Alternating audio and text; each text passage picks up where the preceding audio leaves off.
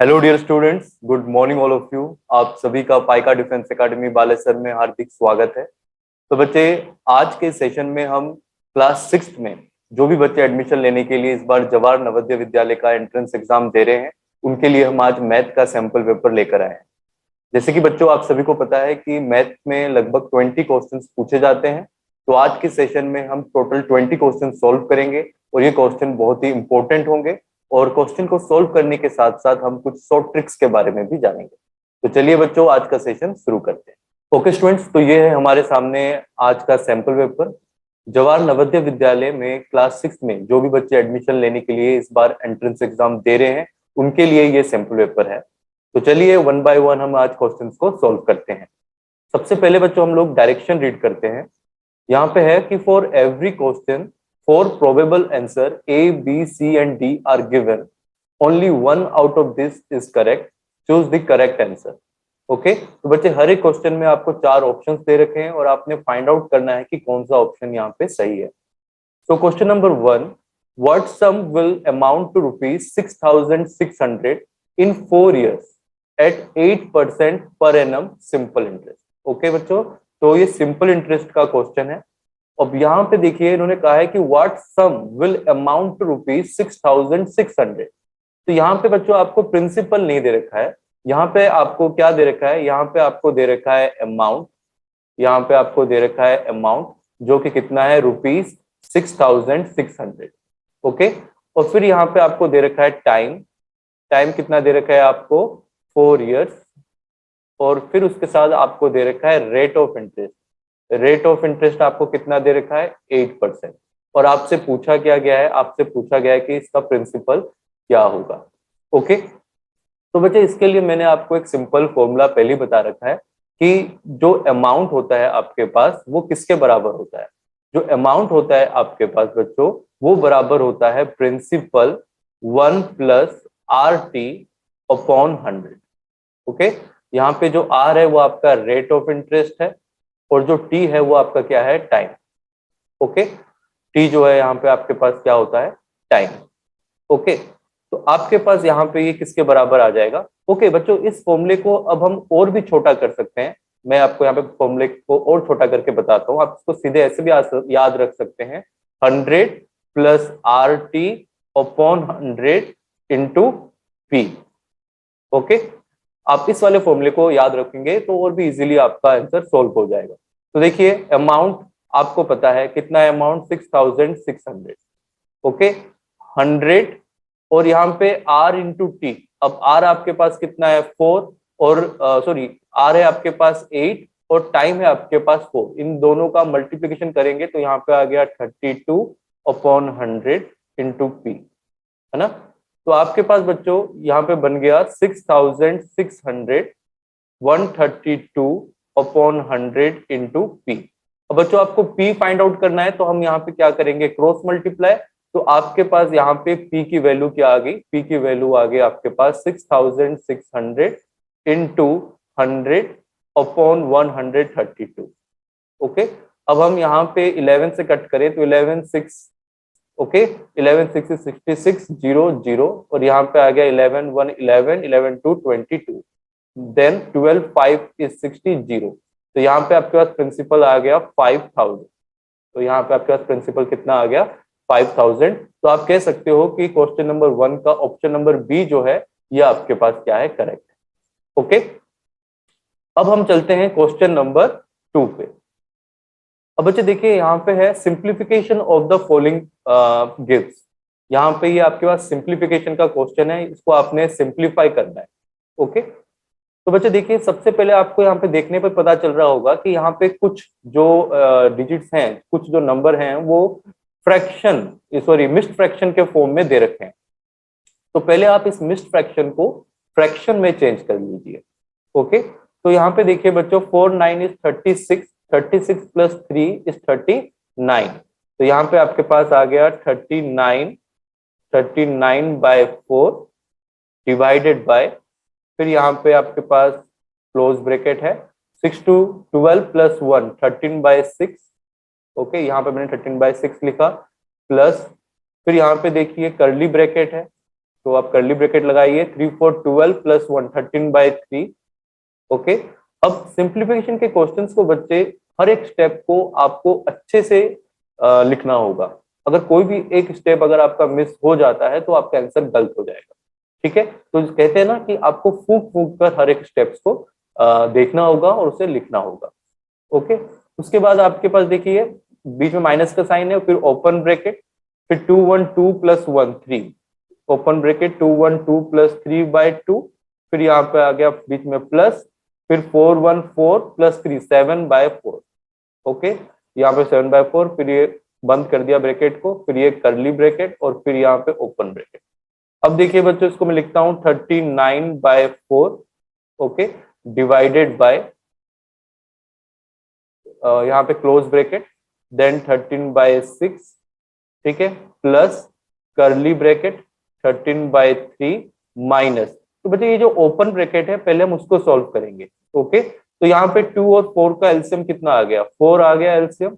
अब 2 को मैं किसके साथ मल्टीप्लाई करूं कि वो 4 हो जाए, तो आप कहोगे सर 2 को अगर आप 2 के साथ मल्टीप्लाई करोगे तो वो 4 हो जाएगा। 2 पर भी हम 2 के साथ मल्टीप्लाई करेंगे तो 3 × 2 हो गया 6।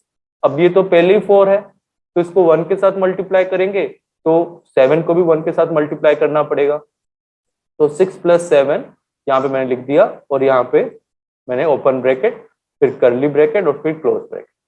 यहाँ पे आया मेरे पास फिर 39/4 डिवाइडेड बाय, ओके, 13/6 प्लस यहाँ पे आया आपके पास curly bracket 13/3 minus 13/4। Okay, curly bracket, फिर यहाँ पे क्लोज ब्रैकेट। अब हमें सॉल्व क्या करना है, करली ब्रैकेट। मैंने आपको पहले ही पढ़ाया हुआ है कि पहले ओपन ब्रैकेट सॉल्व करेंगे, उसके बाद करली और उसके बाद क्लोज ब्रैकेट। तो यहाँ पे फिर हम लिखते हैं 39/4। ओके, अच्छा अभी आपको लग रहा होगा कि काफी ज्यादा टाइम लग रहा है, बट मैं आपको समझा रहा हूँ इसलिए टाइम लग रहा है। वंस आप अगर एक बार इसको सीख जाओगे तो बहुत जल्द आप इसका आंसर निकाल लोगे। तो पहले आप इसको समझिए। ओके, अब देखिए 13/6, अब हम इसको सॉल्व करेंगे तो कर्ली ब्रैकेट के अंदर देखिए बच्चों 3 और 4 का एलसीएम कितना आ गया, 12। अब 3 को अगर मुझे 12 बनाना है तो 4 के साथ मल्टीप्लाई करना होगा, तो ऊपर जो 13 है उसको भी हम 4 के साथ मल्टीप्लाई करेंगे, तो 13 × 4 कितना होगा, 52। ओके, अब इस 4 को अगर मुझे 12 बनाना है तो इसको 3 के साथ मल्टीप्लाई करना है, तो ऊपर जो 13 है उसको भी 3 के साथ मल्टीप्लाई करना होगा, तो ये हो गया 39। ओके, अब मेरे पास बच्चे क्या आ गया, 39/4 डिवाइडेड बाय, यहाँ पे आ गया 13/6 प्लस, अब 52 माइनस 39, तो यहाँ पे अगर हम माइनस करेंगे तो मेरे पास यहाँ पे आ गया 13/12। ओके, यहाँ पे मेरे पास ये आ गया 13/12। ओके, ये रहा मेरे पास क्लोज ब्रैकेट। अब बच्चों देखो, अब इनको हम लोग सॉल्व करेंगे, अभी नीचे जगह नहीं है इसलिए मैं यहाँ पे सॉल्व कर रहा हूँ बच्चे। ठीक है, मैं यहाँ पे सॉल्व कर रहा हूँ, तो देखिए 39/4, ओके, डिवाइडेड बाय, अगर मैं यहाँ पे 6 और 12 का एलसीएम लूं तो मेरे पास 6 और 12 का एलसीएम कितना आ गया, यहाँ पे 12 है ना। अब मैं 6 को किसके साथ मल्टीप्लाई करूं कि 12 आ जाए, तो आप कहोगे सर 2, तो ऊपर भी 13 है उसको भी 2 से मल्टीप्लाई करेंगे, तो 2 × 13 इज 26। अब यहाँ पे आ गया प्लस, अब ये तो ऑलरेडी ही 12 है, तो इसको अगर 1 के साथ मल्टीप्लाई कर रहा हूं तो ऊपर 13 को भी 1 के साथ मल्टीप्लाई करेंगे, तो 13 × 1 13।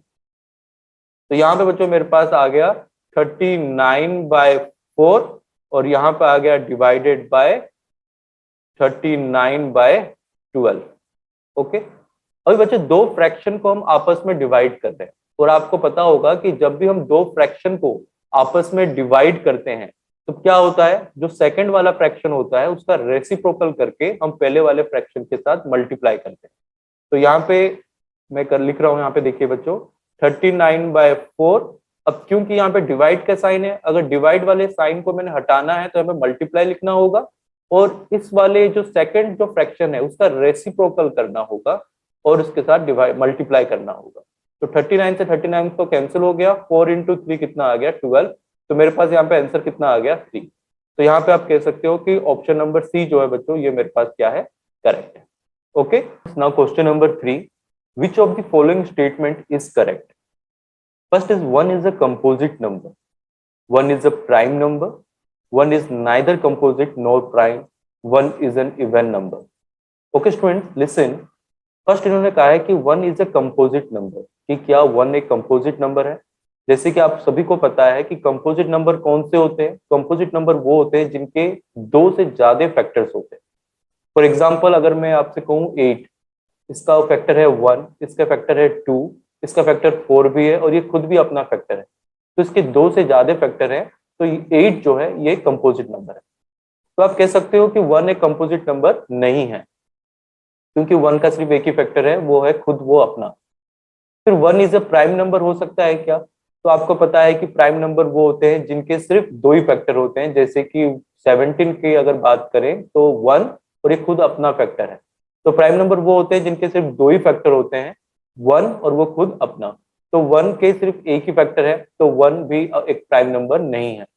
तो यहाँ पे ऑप्शन नंबर सी में इन्होंने कहा है कि one is neither composite nor prime, तो ये वाला जो ऑप्शन है ये सही है। ऑप्शन डी में इन्होंने कहा है कि one is an even number, तो क्या वन एक इवन नंबर है? तो आप सभी को पता है कि इवन नंबर वो होते हैं जो कि 2 से क्या हो, डिविजिबल हो, जो कि 2 से डिविजिबल हो। तो 1 2 से डिविजिबल नहीं होता, तो 1 भी एक इवन नंबर नहीं है। ओके, अब हम बात करते हैं बच्चों क्वेश्चन नंबर 4 की। A person spends 3/8 part of his salary on food, 1/12 part of his salary on education, 1/4 part of his salary on clothing. He is now left with rupees 441. Find his total salary. यहाँ पे हमें उसकी total salary find out करना है। बच्चों देखो, जब भी फ्रैक्शन में कोई चीज दे रखा हो तो हमेशा याद रखना है कि टोटल जो होता है, फ्रैक्शन के केस में जो हम टोटल मानते हैं पूरे को हम लोग क्या मानते हैं, 1 मानते हैं। ओके, तो यहाँ पे अगर सैलरी की बात हो रही है तो हम ये कहेंगे कि उस आदमी का जो टोटल सैलरी है वो कितने के बराबर होगा, वो 1 के बराबर होगा। फिर उन्होंने कहा है कि अगर इस 1 में से उन्होंने कुछ रुपए खर्च कर दिए, कुछ रुपए उन्होंने स्पेंड कर दिए, तो क्या क्या रुपए उन्होंने खर्च किए हैं? देखो, उन्होंने 3/8 रुपए खर्च किए हैं। ओके, 3/8 रुपए उन्होंने खर्च कर दिए कहाँ पे, फूड पे। फिर उसने 1/12 खर्च कर दिया एजुकेशन में, और 1/4 रुपए खर्च कर दिए उसने क्लोथिंग में यानी कपड़े में। और ये जो सारे रुपए बच्चों उन्होंने खर्च किए हैं, ये उन्होंने कितने में से खर्च किए हैं? टोटल जो उसकी सैलरी है उसमें से उन्होंने इतने रुपए खर्च कर दिए, तो उसके पास कितने रुपए बच गए? कितने रुपए बच गए ये पता करने के लिए हम लोग क्या करेंगे, टोटल सैलरी में से कितने उसने खर्च कर दिए अगर मैं ये माइनस कर दूं तो मेरे पास आ जाएगा कि उसकी सेविंग कितनी। तो हम माइनस करते हैं। तो देखिए बच्चों 1 माइनस, अगर मैं यहाँ पे एलसीएम लूं 8 12 और 4 का, तो एलसीएम आ गया मेरे पास 24। ओके, अब अगर मैं 8 के साथ क्या मल्टीप्लाई करूं कि ये 24 हो जाए, तो आप कहोगे सर 8 के साथ आप 3 मल्टीप्लाई करिए तो ये 24 हो जाएगा। तो ऊपर भी हम 3 के साथ मल्टीप्लाई करेंगे, 3 इंटू 3 कितना हो गया, 9। नाउ 12 के साथ मैं क्या मल्टीप्लाई करूं कि ये 24 हो जाए, तो आप कहोगे सर 12 इंटू 2 इज 24, तो 1 को भी हम 2 से मल्टीप्लाई करेंगे तो 2 इंटू 1 इज 2। अब यहाँ पे देखिए 4 को अगर मुझे 24 बनाना है तो 4 को भी 6 के साथ मल्टीप्लाई करूंगा, तो 4 इंटू 6 होता है 24, तो ऊपर 1 को भी मैं 6 से मल्टीप्लाई करूंगा, तो ये 6 इंटू 1 इज 6। तो यहाँ पे बच्चों मेरे पास आ गया 1 माइनस, अगर मैं यहाँ पे प्लस करूं 9 plus 2 is 11, 11 plus 6 is 17 upon 24, तो मेरे पास यहाँ पे आ गया कि सेविंग कितनी है, 7 अपॉन 24। ओके, क्योंकि मैंने यहाँ पे एलसीएम लिया तो 24 माइनस 17 ये आ गया 7 अपॉन 24। ओके, तो ये आ गया मेरे पास सेविंग। मतलब अगर उसका सैलरी 1 है तो टोटल सैलरी में से उसने 7/24 सैलरी जो है वो उसने सेव कर लिया, उसने बचा लिया। जबकि उन्होंने यहाँ पे कहा है कि उन्होंने कितने रुपए बचाए हैं, 441। तो इसका मतलब ये हुआ कि 7/24 जो है ये कितने के बराबर होना चाहिए, 441 के, क्योंकि दोनों ही तो सेविंग है। बट इन्होंने हमसे पूछा है कि टोटल सैलरी बताओ कितना है, तो टोटल तो हमारे पास 1 के बराबर है। तो अगर मुझे 1 की वैल्यू निकालनी है तो मैं यहाँ पे क्या करूंगा, क्रॉस मल्टीप्लाई। तो मेरे पास आ गया 441 इंटू 24 अपॉन 7, तो 7 6 इज 42, और ये 2 यहाँ पे आएगा 21, 7 3 इज 21। अब अगर मैं 63 इंटू 24 करूं, 63 इंटू 24 अगर मैं करता हूं तो देखो 3 इंटू 24 कितना हो गया 72, यहाँ पे आया 7। नाउ देखो 6 4 इज 24, 144 प्लस 7, तो यहाँ पे मेरे पास आ गया 1512, मल्टीप्लाई करके कितना आया 1512। तो यहाँ पे मेरे पास बच्चों ये आ गया आपके पास कि उसकी सैलरी जो है टोटल सैलरी कितनी है ₹1512। ओके, होप आपको समझ में आ गया बच्चों। इस तरीके के बहुत से क्वेश्चन आपसे पूछे जाते हैं और इस तरीके के बहुत से क्वेश्चन हमने डिस्कस भी किए हैं। अब इन तरीकों के क्वेश्चन में कुछ और भी तरीके ये ऐड कर देते हैं, जैसे कि यहाँ पे जो हमने बात की है फ्रैक्शन की, वो हमने टोटल सैलरी पे बात की है। क्वेश्चन ऐसे भी आ सकता है जैसे कि a person spend 3/8 part of his salary on food, उसके बाद वो कहेगा 1/12 of the remaining part on his education. तो जहां पे रिमेनिंग वर्ड आ जाए उन तरीके के क्वेश्चन को सॉल्व करने के मेथड को हम अपने अगले सेशन में डिस्कस करेंगे। ओके, अभी सिर्फ हम इसी क्वेश्चन को डिस्कस करते हैं, अगले सेशन में जो इसका जो दूसरा टाइप है उसको भी डिस्कस करेंगे। नाउ क्वेश्चन नंबर 5, देखिए बच्चों यहाँ पे उन्होंने कहा है कि if a man travels at a speed of 30 kilometre per hour, he reaches his destination 10 minutes late, and if he travels at a speed of 42 km per hour, he reaches his destination 10 minutes early, the distance traveled is। तो ये question है बच्चों बहुत ही important है। अब इसके दो method हम आज सीखेंगे। पहले हम इसका जो ऑर्डिनरी मेथड है वो सीखते हैं, वो समझते हैं पहले, है ना।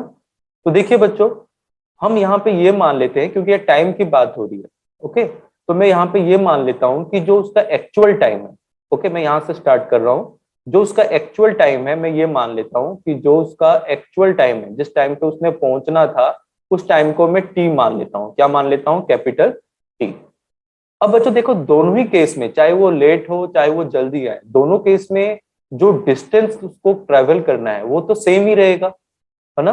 चाहे वो जल्दी पहुंचे चाहे वो लेट पहुंचे, उसका जो डिस्टेंस है वो तो सेम रहेगा। मान लो आप घर से निकल रहे हो स्कूल के लिए, अब 10 मिनट लेट पहुंचे तो भी तो आपने घर से स्कूल तक का ही डिस्टेंस कवर किया है। अब 10 मिनट अर्ली पहुंच के, जल्दी पहुंच के, तो भी तो आपने घर से स्कूल तक का डिस्टेंस ही कवर किया है, तो डिस्टेंस तो सेम रहेगा। तो आपको पता है डिस्टेंस का फॉर्मूला बच्चों, डिस्टेंस का फॉर्मूला क्या होता है? डिस्टेंस का फॉर्मूला होता है आपके पास स्पीड इंटू टाइम। ये वाला फॉर्मूला आपको सभी को याद होगा कि जो डिस्टेंस होता है वो कितने के बराबर होता है? स्पीड इंटू टाइम के। तो देखिए बच्चों, सबसे पहले हम बात करते हैं जब वो लेट पहुंचता है स्कूल में, तो उसका स्पीड कितना है? Speed is 30 kilometre per hour, ठीक है। और जो टाइम है, अब टाइम क्योंकि वो लेट पहुंच रहा है, मतलब जो एक्चुअल टाइम है उसके बाद वो आ रहा है, इसका मतलब यहाँ पे टाइम क्या होगा? प्लस में होगा, क्योंकि उसका टाइम बढ़ गया क्योंकि वो लेट आ रहा है। बट जो यहाँ पे टाइम है वो उन्होंने मिनट में दे रखा है, तो इस मिनट को मैं कन्वर्ट कर लेता हूँ आवर में। आपको पता है कि मिनट को अगर आवर में कन्वर्ट करना हो तो डिवाइडेड बाय 60 हम करते हैं, ओके। अब देखिए बच्चों, ये जो डिस्टेंस आएगा मेरे पास, ये डिस्टेंस जब वो जल्दी पहुंचेगा उसके बराबर भी होगा। तो देखिए, अब यहाँ पे जो स्पीड है वो कितना है? 42, है ना। अब जब वो हमारे पास जल्दी आ गया तो यहाँ पे माइनस आ जाएगा टाइम के साथ, क्योंकि वो जल्दी पहुंचा है। अब 10 मिनट्स अर्ली आया है तो यहाँ पे भी t माइनस 10/60, ओके। अब बच्चे देखिए, अब इसको हम सॉल्व करते हैं। अब 0 से 0 ये कैंसिल हो गया, तो यहाँ पे 30 इंटू टी अगर मैं करूं तो कितना आया? 30t प्लस, अब यहाँ पे 30 इंटू 1/6, है ना, इज इक्वल टू, यहाँ पे भी 0 से 0 कैंसिल, तो 42t, और यहाँ पे आया 42/6, ओके। अब देखिए बच्चों, 6 इंटू 5 इज 30, 6 इंटू 7 इज 42, तो यहाँ पे मेरे पास आ गया 30t plus 5 is equal to 42t minus 7, okay. अब मैं काम करता हूं, इस 30t को मैं उस तरफ ले जाता हूं और 7 को मैं इस तरफ ले आता हूं, तो अब मेरे पास ये बन जाएगा 42t माइनस 30t, और यहाँ पे आया 7 प्लस 5, क्योंकि -7 जब उस तरफ जाएगा तो प्लस हो गया, और 30t जब इस तरफ जाएगा तो माइनस हो गया। तो यहाँ पे देखिए 42t माइनस 30t, यहाँ पे बन गया 12t इज इक्वल टू 12, तो मेरे पास यहाँ पे बच्चों टी की वैल्यू कितनी आ गई, मेरे पास यहाँ पे टी की वैल्यू आ गई 12/12, कटिंग होके मेरे पास आ गया 1 आवर, है ना। अब मुझे यहाँ पे फाइंड आउट क्या करना था, मुझे फाइंड आउट करना था डिस्टेंस ट्रैवल। तो यहाँ पे आप टी की वैल्यू किसी भी एक इक्वेशन में पुट कर दो, मान लो कि मैं इसमें टी की वैल्यू पुट कर देता हूँ क्योंकि मुझे डिस्टेंस निकालना है। और डिस्टेंस निकालने के लिए मेरे पास जो पहले वाला केस था जिसमें वो लेट पहुंचा था, तो वो क्या था 30 × t + 1/6। अब यहाँ पे मैं टी की जगह 1 लिख देता हूँ, तो यहाँ पे आ गया 30 और यहाँ पे आ गया 1 + 1/6। तो यहाँ पे मेरे पास कितना बन गया 30 इंटू, अब यहाँ पे मैंने क्या किया है बच्चों, एलसीएम ले लिया, तो मेरे पास आ गया 7/6, तो 6 × 5 = 30, तो यहाँ पे आ गया 35 किलोमीटर। तो ये बच्चों मेरे पास आंसर आ गया ऑप्शन नंबर बी। ओके, ये बच्चों ऑर्डिनरी मेथड है जिसको समझना आपके लिए बहुत ज्यादा जरूरी है। ओके, अभी हम करते हैं शॉर्ट ट्रिक। ओके, अब शॉर्ट ट्रिक को समझना शुरू करिए। होप आपको ये समझ में आ गया होगा। अब हम चलते हैं शॉर्ट ट्रिक समझते। तो बच्चे देखो, शॉर्ट ट्रिक का हमारे पास एक फॉर्मूला है, उसको आपने याद रखना है। ओके, तो फॉर्मूला आपके पास क्या है, जब भी इस तरीके का कोई भी क्वेश्चन आया, क्वेश्चन नंबर 5 जैसा अगर कोई भी क्वेश्चन आया आपके पास जिसमें 10 मिनट्स अर्ली पहुंच गया, उसके बाद अगर इस तरीके की स्पीड से अगर ट्रैवल करता तो 10 मिनट लेट पहुंचता, इस तरीके का अगर कोई भी क्वेश्चन अगर आपके पास आता है तो उसके लिए आपके पास एक फॉर्मूला है। फॉर्मूला क्या है, प्रोडक्ट ऑफ स्पीड, नीचे आपको लिखना है डिस्टेंस ट्रैवल्ड। ओके, यहां पे आपके पास आता है डिफरेंस ऑफ स्पीड और नीचे आएगा डिफरेंस ऑफ टाइम। ओके, अब देखिए प्रोडक्ट ऑफ स्पीड, यहां पे स्पीड का प्रोडक्ट कितना है 30 है, और यहाँ पे फिर यहाँ पे आपके पास कितना है 42 है। तो आप यहाँ पे लिख सकते हो 30 × 42। डिस्टेंस आपको नहीं पता, उसको ऐसे रहने दीजिए। डिफरेंस ऑफ स्पीड, तो 42 - 30। ओके, 42 - 30 हम कर देते हैं, तो 42 - 30 कितना आ गया बच्चों 12, है ना। अब डिफरेंस ऑफ टाइम, इसको थोड़ा आपने सोच समझकर करना है। तो देखिए बच्चों, अगर वो यहाँ पे उन्होंने कहा है कि वो 10 मिनट लेट पहुंचा है, 10 मिनट लेट पहुंचा है, 10 मिनट लेट पहुंचा है मतलब +10, क्योंकि जितना टाइम है उससे लेट आया है तो +10 होगा। जितना एक्चुअल टाइम है, मान लो आपको 6 बजे पहुंचना था, आपको 6 बजे पहुंचना था, आप 1 घंटे लेट हो गए। 1 घंटे लेट हो गए तो 6 + 1, आपको टोटल टाइम कितना लगा 7 घंटे, क्योंकि आप लेट पहुंचे हो तो इसलिए मैंने यहाँ पे +1 कर दिया। बट अगर मैं आपसे कहूं कि आपको 6 बजे पहुंचना तो आप 1 घंटे पहले पहुंच गए, तो कितने बजे पहुंच गए होंगे, तो मैं -1 करूंगा, 6 - 1 = 5, मतलब 6 बजे पहुंचना था और आप 1 घंटे पहले पहुंच गए तो -1। इसलिए अगर लेट हो तो प्लस करते हैं टाइम के साथ, और अगर आप जल्दी हो तो टाइम के साथ हम माइनस करते हैं। तो यहाँ पे ये लेट है इसलिए +10 है, और यहाँ पे क्योंकि वो जल्दी पहुंच गया 10 मिनट्स अर्ली, तो यहाँ पे -10। अभी हमें इन दोनों का क्या करना है, सब्ट्रैक्शन। तो देखिए +10 -10, समझ रहे हो बच्चों, इसको इस तरह से करना है। तो डिफरेंस ऑफ टाइम कितना आ गया आपके पास 20। बट जो बच्चे ये 20 आया है, ये किस में आया है, मिनट में, और हमें जो यहाँ पे टाइम चाहिए वो आवर में चाहिए। तो इसको हम लोग कन्वर्ट कर लेंगे आवर में। तो मिनट को आवर में कन्वर्ट करने के लिए /60, तो यहाँ पे ये आ गया आपके पास 1/3 आवर। तो मैं यहाँ पे क्या लिखूंगा 1/3। अब बच्चों हम लोग यहाँ पे क्रॉस मल्टीप्लाई करेंगे क्योंकि हमें डी की वैल्यू निकालनी है, डी को हम ऊपर लेके जाएंगे।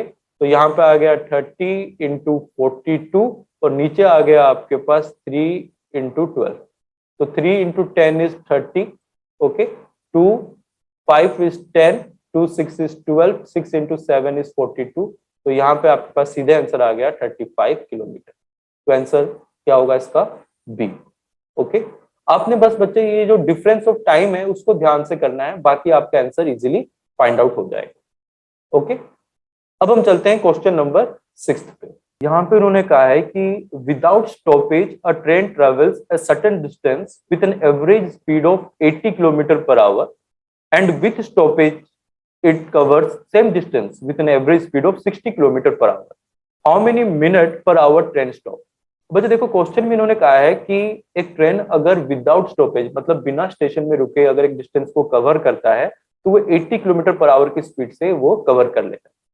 बट अगर वो जगह जगह स्टेशन में रुकता है तो उसी सेम डिस्टेंस को वो 60 किलोमीटर पर आवर के हिसाब से कवर करता है। तो उन्होंने हमसे पूछा है कि अगर ट्रेन रुकता है स्टॉपेज पे तो ये बताइए कि वो कितने मिनट पर आवर रुकता है। तो बच्चे इन तरीके के क्वेश्चन को सॉल्व करने के लिए हमारे पास एक फॉर्मूला है, स्टॉपेज पर आवर, कि कितने मिनट पर आवर वो किसी भी स्टेशन में रुका है, ये अगर आपने फाइंड आउट करना है तो फॉर्मूला है आपके पास change in speed upon faster speed. Okay, ये फॉर्मूला है आपके पास मिनट पर आवर। तो देखिए बच्चों, चेंज इन स्पीड यानी 80 kilometre per hour minus 60 kilometre per hour, क्योंकि जो हमें यहाँ पे दे रखा था, अपॉन फास्टर स्पीड, 80 और 60 में से बड़ा है 80, मैंने यहाँ पे लिख दिया। देखिए 80 माइनस 60 कितना हो गया यहाँ पे, ये आपके पास 80 माइनस 60, ये आपके पास आ गया 20 अपॉन 80। तो यहाँ पे ये बन गया आपके पास 1/4 आवर। ठीक है, ये 1/4 आवर में आपके पास आंसर आ गया। इसको हमें किस में कन्वर्ट करना है, मिनट में कन्वर्ट करने के लिए 1/4 इंटू 60, तो यहाँ पे कटिंग होके आ गया 15, यानी आंसर आ गया आपके पास 15 मिनट पर आवर, यानी 15 मिनट्स पर आवर ये हर एक स्टेशन में रुका है। तो इसका ऑप्शन नंबर बी जो है बच्चे, ये आपका क्या हो जाएगा, करेक्ट। ओके, ये क्वेश्चन में बच्चों बहुत इंपॉर्टेंट है, ये भी पेपर में पूछ लिया जाता है। अब हम चलते हैं क्वेश्चन नंबर 7 पे। अब देखिए क्वेश्चन बच्चे, यहाँ पे उन्होंने कहा है कि ये fruit seller buys a lemon at 2 for a rupee and sells them at 5 for 3 rupees. What is his profit %? Okay, ये क्वेश्चन है बच्चों हमारे पास। तो बच्चे देखो, इन क्वेश्चन को सॉल्व करने के लिए हमारे पास दो मेथड है। पहले तो हम ऑर्डिनरी मेथड देखेंगे, उसके बाद मैं आपको इसका शॉर्टकट मेथड भी बताऊंगा। तो बच्चे देखिए यहाँ पे इन क्वेश्चन में, यहाँ पे उन्होंने कहा है कि उन्होंने जब खरीदा तो दो लेमन्स का ही उन्होंने हमें कॉस्ट प्राइस बताया है कि 2 लेमन का जो कॉस्ट प्राइस है वो 1 रुपीज है। अब जब बेचने की बारी आई तो उन्होंने हमें 5 लेमन का कॉस्ट सेलिंग प्राइस बताया है जो कि 3 रुपीज है। तो यानी जितने लेमन उसने खरीदे उतने लेमन का उसने हमें सेलिंग प्राइस नहीं बताया। 2 का हमें कॉस्ट प्राइस बताया है और 5 का हमें सेलिंग प्राइस बताया है। तो जब भी नंबर ऑफ थिंग्स, जैसे कि नंबर ऑफ लेमन्स यहाँ पे डिफरेंट है ना, नंबर ऑफ लेमन्स यहाँ पे डिफरेंट है, उनकी क्वांटिटीज जो कॉस्ट प्राइस में दे रखा है वो अलग है सेलिंग प्राइस में जो दे रखा है उससे। तो इस केस में हम सबसे पहले क्या करना होगा, हमें एलसीएम फाइंड आउट करना होगा और इन नंबर ऑफ क्वांटिटीज को हमें सेम करना होगा। तो 2 और 5 इनका अगर मैं एलसीएम निकालूं तो मेरे पास कितना आ गया, 10। तो बच्चे अभी हमें 10 लेमन का कॉस्ट प्राइस और 10 लेमन का सेलिंग प्राइस पता करना होगा। तो देखिए यहाँ पे इन्होंने कहा है कि 2 लेमन का जो कॉस्ट प्राइस है वो कितने रहे, 1 रुपीज। इसका मतलब एक लेमन का अगर मैं कॉस्ट प्राइस निकालूं तो वो कितने के बराबर होगा, 1/2 रुपीज के। ओके, तो वैसे ही अगर 10 लेमन का अगर मैं कॉस्ट प्राइस पता करूं तो मेरे पास आएगा 1/2 इंटू 10, क्योंकि एक का अगर 1/2 रुपीज है तो 10 के लिए हमें मल्टीप्लाई करना होगा, और यहाँ पे मेरे पास आ गया ₹5। तो ये मेरे पास आ गया कॉस्ट प्राइस। ओके, अब वैसे ही बच्चों में सेलिंग प्राइस फाइंड आउट करना है। देखो अगर सेलिंग प्राइस की बात करें तो इन्होंने कहा है कि 5 लेमन का जो सेलिंग प्राइस है वो कितना है, ₹3। तो एक लेमन का सेलिंग प्राइस हो गया 3/5। तो 10 ऑरेंजेस अगर उसे बेचने हैं तो 10 ऑरेंजेस का सेलिंग प्राइस के लिए मल्टीप्लाई करेंगे तो यहाँ पे मेरे पास आ गया ₹6। तो ये मेरे पास आ गया सेलिंग प्राइस। तो सेलिंग प्राइस कितना है मेरे पास, ₹6। अब आपने देखा कि सेलिंग प्राइस जो है ये बड़ा है कॉस्ट प्राइसेस का, मतलब हमें क्या हो रहा है, प्रॉफिट हो रहा है। और प्रॉफिट परसेंटेज निकालने का हमारे पास फॉर्मूला क्या है, SP minus CP upon 100, sorry SP upon minus CP upon CP into 100, ये है फॉर्मूला। तो SP हमारे पास यहाँ पे कितना है, 6 माइनस 5, और कॉस्ट प्राइस मेरे पास कितना है, 5 इंटू 100, है ना। तो यहाँ पे मेरे पास आ गया 1/5 इंटू 100, तो कटिंग होके मेरे पास बन गया 20%। तो यहाँ पे ऑप्शन नंबर डी जो है बच्चों, ये मेरे पास क्या है, करेक्ट। ओके, तो इस तरीके से बच्चों आपने इन क्वेश्चंस को सॉल्व करना है। अभी हम इसका शॉर्टकट भी देखते हैं। तो बच्चे देखिए यहाँ पे आपको दे रखा है कि 2 ऑरेंजेस का जो कॉस्ट प्राइस है वो कितना है, 1, और 5 ऑरेंजेस का जो कॉस्ट सेलिंग प्राइस है वो कितना है, 3। आपने क्या करना है, इनका क्रॉस मल्टीप्लीकेशन करना है। 2 इंटू 3 6, तो आपको ऊपर 6 लिखना है। 5 इंटू 1 5, नीचे आपने 5 लिखना है, -1 इंटू 100 ये करना है। तो कितना आ गया यहाँ पे, अगर मैं यहाँ पे एलसीएम लूं तो 6 माइनस 5 अपॉन 5 इंटू 100 यानी 1/5 इंटू 100 कितना आ गया 20%। तो ये आपका आंसर सीधे ही आ गया डायरेक्ट। इसका आंसर कितना होगा, ऑप्शन नंबर डी जो है इसका सही आंसर है। ओके, अब हम चलते हैं क्वेश्चन नंबर 8 पे। An article is sold for ₹500 and hence a loss is incurred. Had the article been sold for ₹700, the shopkeeper would have gained 3 times the former loss. What is the cost price? हमें cost price बच्चों पता करना है। तो बच्चों देखो, सबसे पहले क्वेश्चन समझते हैं। इन्होंने कहा है कि जब उसने 500 रुपए में आर्टिकल को बेचा तो उसको लॉस हो गया। उन्होंने कहा कि अगर वो 700 रुपए में बेचता तो जो उसको प्रॉफिट होता वो पिछले लॉस से 3 गुना ज्यादा होता, तो उसका प्रॉफिट परसेंटेज कितना है। ओके, तो बच्चों हमें यहाँ पे ये ले लेते हैं कि लेट कॉस्ट प्राइस जो है उसको मैं मान लेता हूँ एक्स मान लेता हूँ। ओके, कॉस्ट प्राइस को मैं क्या मान लेता हूँ, एक्स। तो देखिए, जब उसको प्रॉफिट हो रहा है तो प्रॉफिट कितने के बराबर होता है, प्रॉफिट हमारे पास होता है एसपी माइनस सीपी, है ना, ये होता है आपके पास प्रॉफिट। तो अगर प्रॉफिट की बात करें तो यहाँ पे एसपी आपको दे रखा है प्रॉफिट के केस में 700, है ना। प्रॉफिट के केस में जो एसपी है वो कितना है 700, तो 700 माइनस एक्स यानी कॉस्ट प्राइस में माइनस कर रहा हूं। तो इन्होंने कहा कि जो प्रॉफिट है वो 3 टाइम होगा, 3 गुना होगा, किससे, लॉस से। लॉस का फॉर्मूला हमारे पास क्या होता है, लॉस होता है एसपी माइनस सीपी। तो देखो, सॉरी एसपी नहीं, सीपी माइनस एसपी। तो सीपी तो मैंने एक्स माना है और एसपी यहाँ पे मेरे पास कितना है, एसपी मेरे पास 500 लॉस के केस में, तो मैंने यहाँ पे 500 लिख दिया। क्योंकि बच्चों इन्होंने यहाँ पे क्वेश्चन में कहा था कि जो प्रॉफिट होगा 700 रुपए पे बेचने पर जो प्रॉफिट होगा वो लॉस का 3 गुना होगा। तो अभी मुझे यहाँ पे एक्स की वैल्यू निकालना है, यानी सीपी फाइंड आउट करना है। देखो 700 माइनस एक्स, यहाँ पे मेरे पास आ गया 3x माइनस 1500।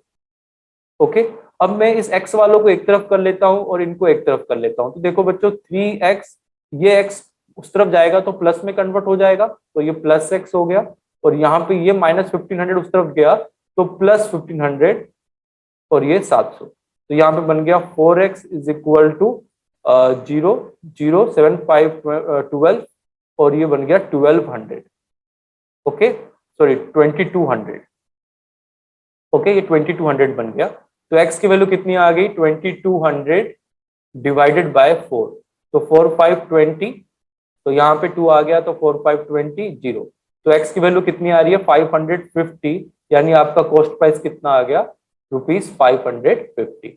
ओके, तो क्वेश्चन नंबर 8 का ऑप्शन नंबर बी जो है बच्चे ये करेक्ट है। अब हम चलते हैं question number 9। A room is 8 meter long and 6 meter wide. Its floor is to be covered with a rectangular tiles of size 25 centimeter by 20 centimeter.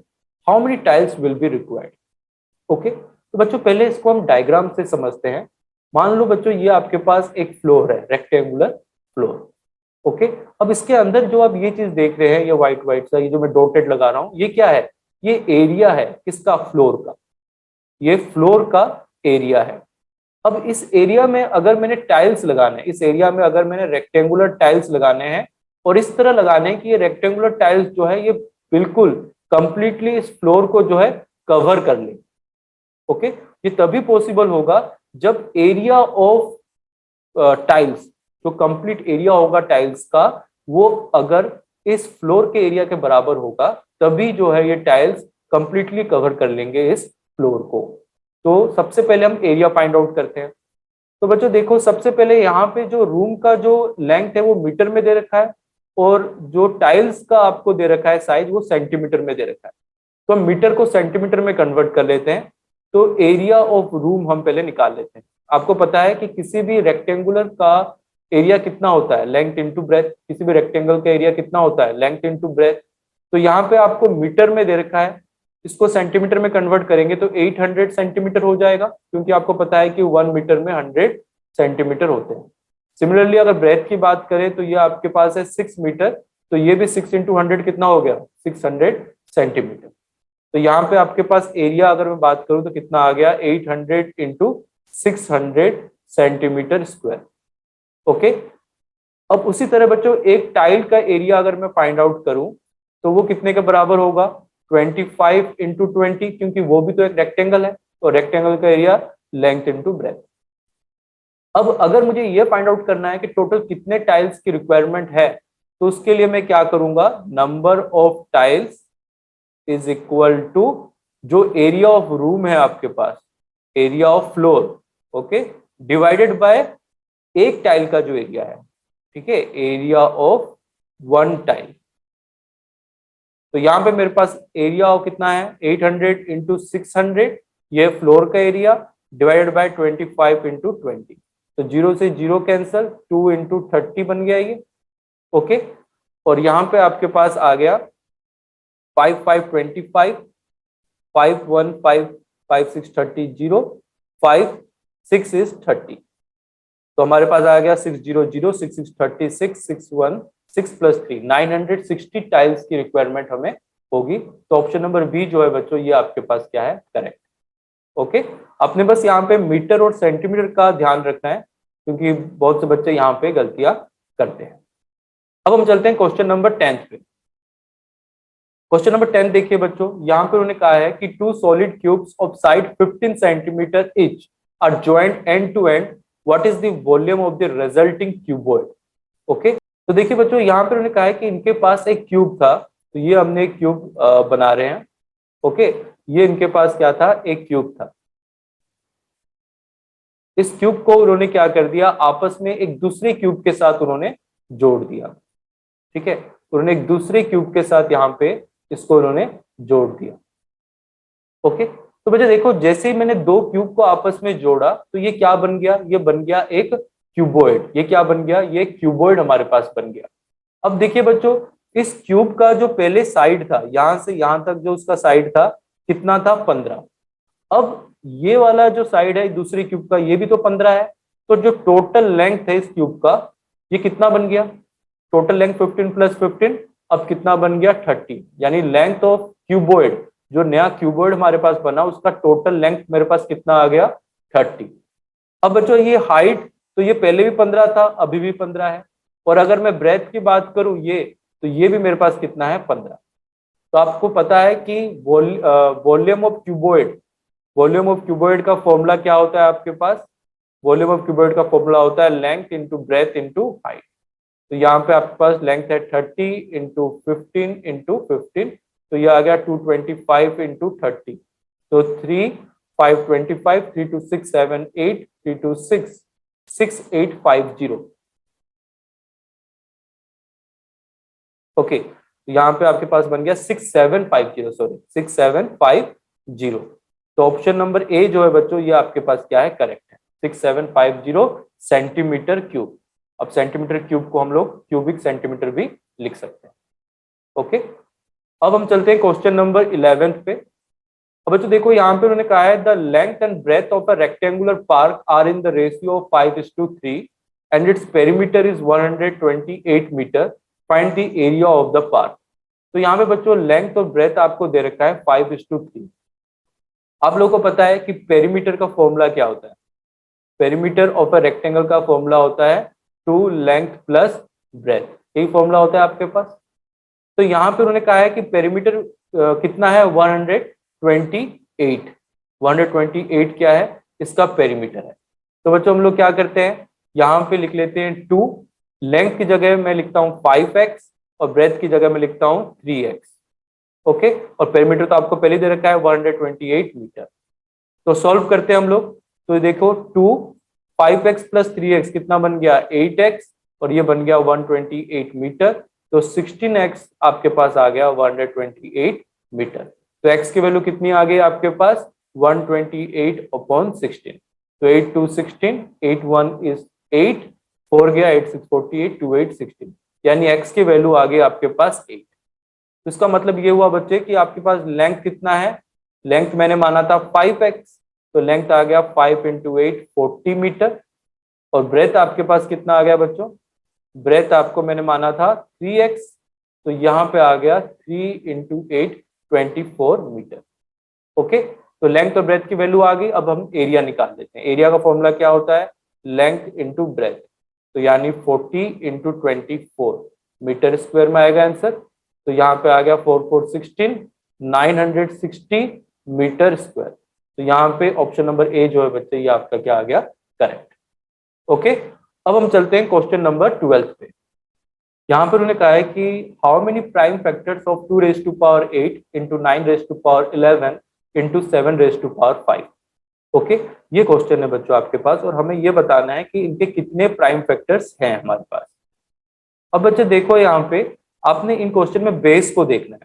अब देखिए क्या सारे बेसिस प्राइम नंबर्स हैं, प्राइम नंबर यानी जिनके सिर्फ दो ही फैक्टर होंगे, 1 और वो खुद अपना। तो 2 एक प्राइम नंबर है, 7 भी एक प्राइम नंबर है, बट 9 जो है ये प्राइम नंबर नहीं है, ये कंपोजिट नंबर है।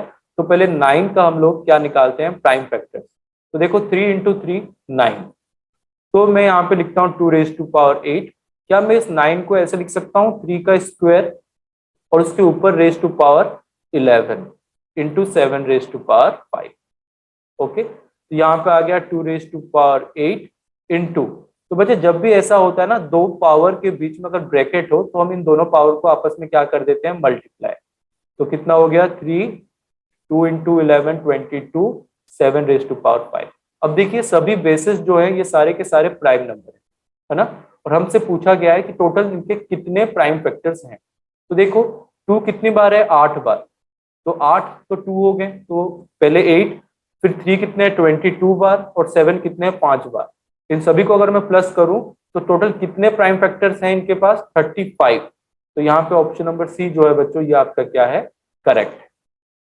ओके, अब हम चलते हैं क्वेश्चन नंबर 13 पे। देखिए बच्चों यहाँ पर उन्होंने कहा है कि what is the sum of place values of 7 in the number of 7,85,756। तो देखो बच्चों सबसे पहले अगर मैं बात करूं इस 7 की, ये कौन से पोजीशन में, वंस, टेंस, 100, 1000, 10,000, लाख। तो मैं कह सकता हूं कि पहले वाले 7 का जो प्लेस वैल्यू है दैट इज 1 लाख, है ना, मैंने मल्टीप्लाई कर दिया इनको। तो यहाँ पे मेरे पास आया 7, 1 2 3 4 5। वैसे अगर मैं इस 7 की बात करूं तो ये कौन से पोजीशन में, 100 में। तो यहाँ पे 7 इंटू 100, तो ये कितना बन गया, 700। इनको अगर मैं प्लस करूंगा तो 007007, तो ये आएगा आंसर। और इस तरीके का अगर मैं आंसर देखूं तो यहाँ पे कहीं पे भी ऑप्शन नहीं दिख रहा, तो शायद ऑप्शन गलत हो, हमने लिख दिया है। यहाँ पे एक जीरो और आना था, तो ऑप्शन नंबर ए जो है बच्चों ये आपका क्या होगा, सही। ओके, अब हम चलते हैं बच्चों क्वेश्चन नंबर 14 पे। ओके, तो क्वेश्चन नंबर 14 पे देखिए बच्चों क्या है, the difference between the greatest and the smallest 5-digit number formed by the digits 0 3 6 7 9। हमें एक 5 डिजिट का नंबर बनाना है, ठीक है, 1 2 3 4 5। इन पांचों नंबर को लेकर हमने 5 डिजिट का ग्रेटेस्ट और स्मॉलेस्ट नंबर बनाना है और फिर उनको सब्ट्रैक्ट करना है। अच्छा, सबसे पहले बच्चों हम लोग ग्रेटेस्ट नंबर फाइंड आउट करते हैं। देखो इन सब में बड़ा कौन है, 9 सबसे बड़ा है, तो पहले हम 9 लिखेंगे। उसके बाद 7 6 3 0 रह गया, 9 जा चुका है। तो अब इन तीनों चारों में बड़ा कौन है, 7, उसके बाद 6, उसके बाद 3, उसके बाद 0। तो ये तो आ गया ग्रेटेस्ट। अब स्मॉलेस्ट की बात करते हैं। अब स्मॉलेस्ट में बच्चों में 0 पहले नहीं लिख सकता, क्योंकि अगर 0 में पहले लिख देता हूं तो मेरे पास 5 डिजिट का नंबर नहीं रहेगा, मेरे पास सिर्फ 4 डिजिट का नंबर रह जाएगा। तो 0 को छोड़कर बाकी सभी में आपने देखना है कि छोटा कौन है। तो 3 6 7 9 में छोटा है 3। ओके, 3 कट गया। उसके बाद आपके पास कौन रह गया, 0 6 7 9। तो उसके बाद 0 छोटा है, 0 भी गया, फिर 6, फिर 7, फिर 9। अब इन्होंने कहा था इनका डिफरेंस चाहिए, तो सब्ट्रैक्ट कर लेते हैं। तो 10 - 9 1। ओके, यहाँ पे रह गया 2, तो 2 से 7 नहीं जा सकता, कैरी लिया तो ये बन गया 12। 12 - 7 इज 5। ओके, अब इसने कैरी दिया था तो यहाँ पे रह गया 5। अब इसने इसको कैरी दिया तो एक 6 रह गया, और ये कितना बन गया 15। 15 - 6 इज 15 - 6 इज 9। ओके, अब 6 यहाँ पे आ गया, 9 - 3 इज 6। तो 6 6 9 5 1। तो यहाँ पे ऑप्शन नंबर सी जो है बच्चों ये आपके पास क्या है, correct. Okay, now question number 15 देखिए। इन्होंने कहा है कि 7265 ग्राम को आपने केजी और ग्राम में चेंज करना है। तो बच्चे देखो आपको पता है कि 1 केजी में कितने ग्राम होते हैं, 1000 ग्राम। मैंने पहले कहा है कि अगर आप केजी से यानी बड़े क्वांटिटी से छोटे क्वांटिटी को जा रहे हो तो मल्टीप्लाई करना है, और छोटे क्वांटिटी से बड़ी क्वांटिटी को जा रहे हैं तो डिवाइड करना है। तो देखिए 7265 इसको डिवाइड करेंगे 1000 से। अब 1000 के पास जीरो कितने हैं, 3 जीरो है, तो हम पीछे से 3 नंबर छोड़कर पॉइंट लगाएंगे। तो 5 छोड़ दिया, 6 छोड़ दिया, 2 छोड़ दिया, पॉइंट, और यहाँ पे कितना आ गया 7। अब पॉइंट के जो लेफ्ट तरफ है वो क्या है आपके पास केजी, और जो राइट साइड में वो क्या है आपके पास ग्राम। ओके, तो 7 kg 265 ग्राम। तो ऑप्शन नंबर ए जो है ये आपके पास क्या है, correct. Okay, now question number 16। यहाँ पे उन्होंने कहा है कि 265% किसके बराबर होगा। तो आपको बच्चे पता है कि जब भी मैं परसेंटेज को हटाऊंगा तो उसका मतलब होता है आउट ऑफ 100। तो नीचे 100 लिखूंगा, 2 जीरो है यहाँ पे, तो पीछे से मुझे 2 नंबर छोड़कर पॉइंट लगाना है। तो 5 6 पॉइंट, तो इसका आंसर कितना आया 2.65। तो ऑप्शन नंबर बी जो है बच्चों इसका क्या है, करेक्ट है।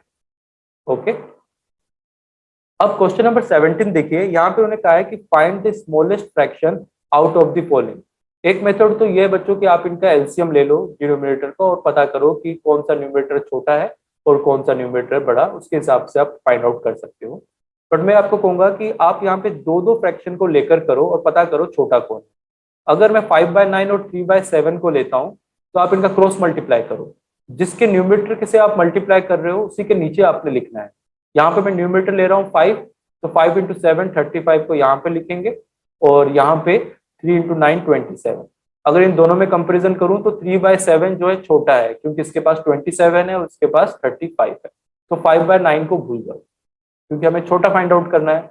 तो अब हम जो कंपेरिजन करेंगे वो किसके बीच में करेंगे, 3/7 और 11/5 के बीच में। तो 3 इंटू 5 इज 15, 7 इंटू 11 इज 77। तो यहाँ पे भी 3/7 छोटा आ रहा है, तो हम 11/5 को भूल जाते हैं। अब मेरे पास रह गया 3/7 और 9/13। कंपेरिजन करते हैं तो 3 इंटू 13 इज 39, 7 टू 9 इज 63। तो 39 अब भी छोटा है, तो 3/7 जो है सबसे छोटा है। तो ऑप्शन नंबर डी जो है ये आपका क्या है, करेक्ट। ओके, अब हम चलते हैं क्वेश्चन नंबर 18 पे।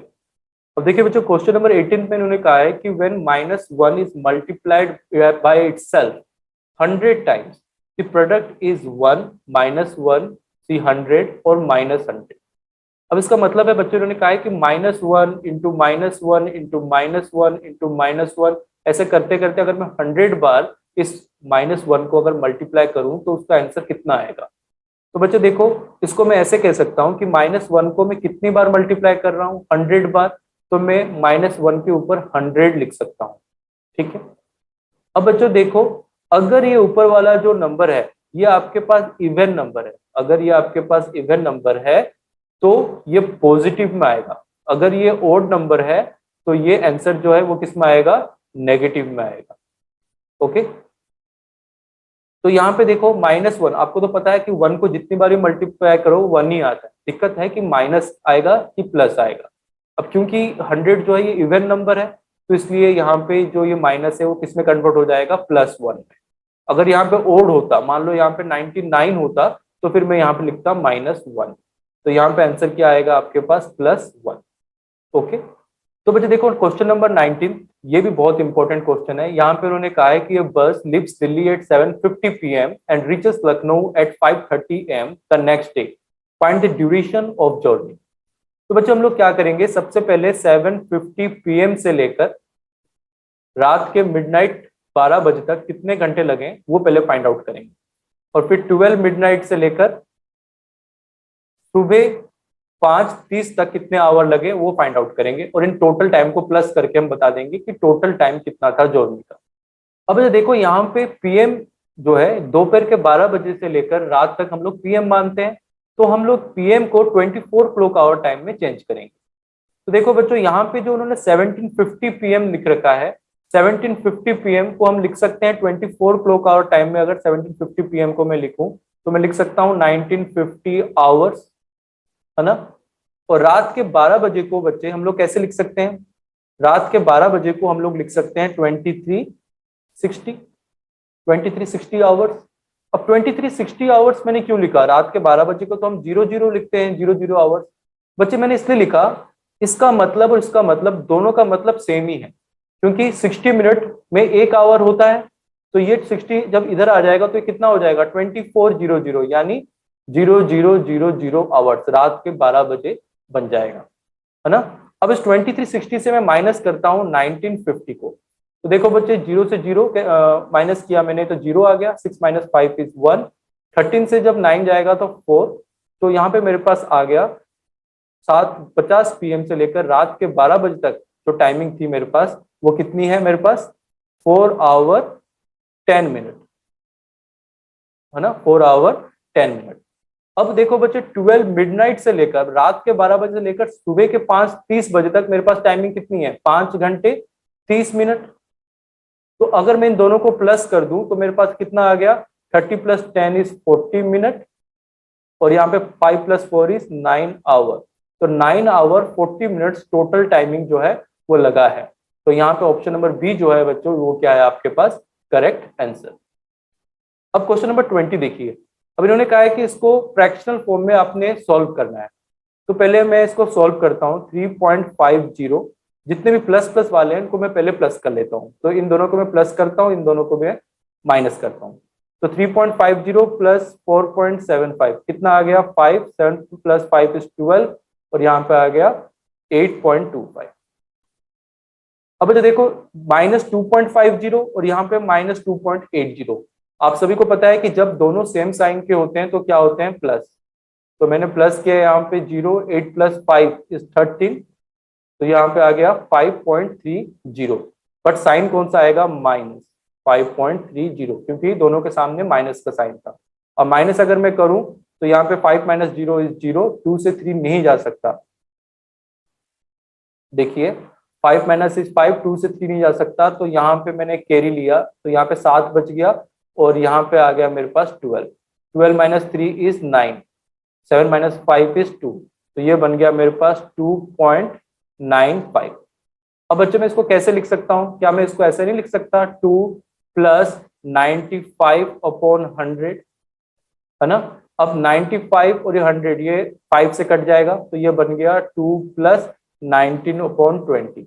अब इस चीज को बच्चे मैं ऐसे भी लिख सकता हूँ मिक्स्ड फ्रैक्शन में 2 19/20, तो यहाँ पे आपके पास ऑप्शन नंबर ए जो है ये आपका क्या है करेक्ट ऑप्शन है।